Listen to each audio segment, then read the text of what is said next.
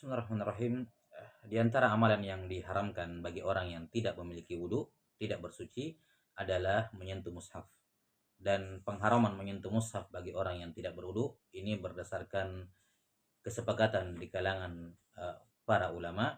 Ini merupakan ijma dari keempat imam mazhab, ya, dan juga diriwayatkan pendapat ini dari sejumlah sahabat, di antaranya Ali bin Abi Thalib, Sa'ad ibn Abi Waqqas, dan Abdullah bin Umar.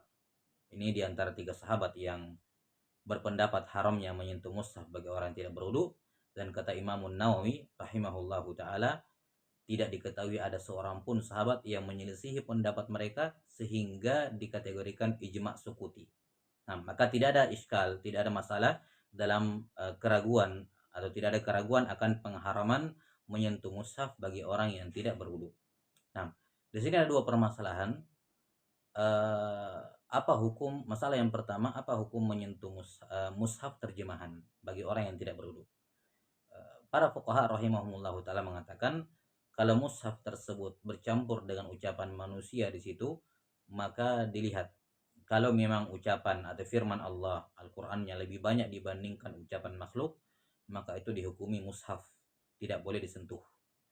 Tapi kalau ucapan manusia, terjemahannya ya lebih banyak dibandingkan firman Allah Subhanahu wa taala, maka hukumnya boleh untuk disentuh karena ketika itu tidak dinamakan mushaf. Ya, ini terkait dengan hukum menyentuh mushaf terjemahan bagi orang yang tidak berwudu.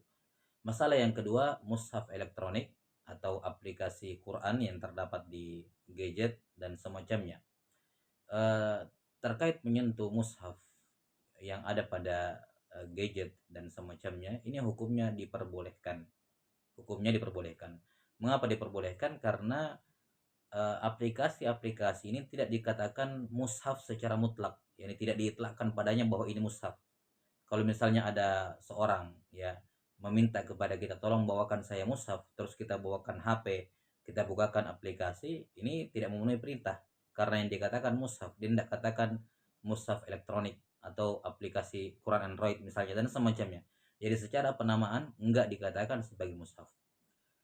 Alasan yang kedua, karena hakikatnya ini bukan mushaf betulan ya, karena kita tahu bahwa aplikasi itu hanya berupa program ya yang terdiri dari kumpulan 0 dan 1 gitu ya, yang membentuk tampilan seperti Al-Qur'an. Ya, jadi tidak ditulis secara hakiki, betul-betul ditulis ya atau dicetak, enggak seperti mushaf.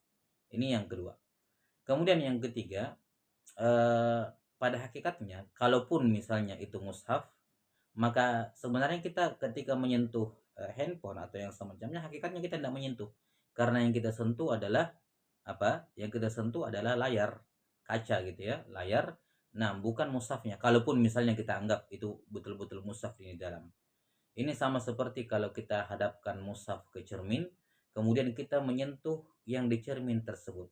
Itu hakikatnya kita tidak menyentuh mushaf.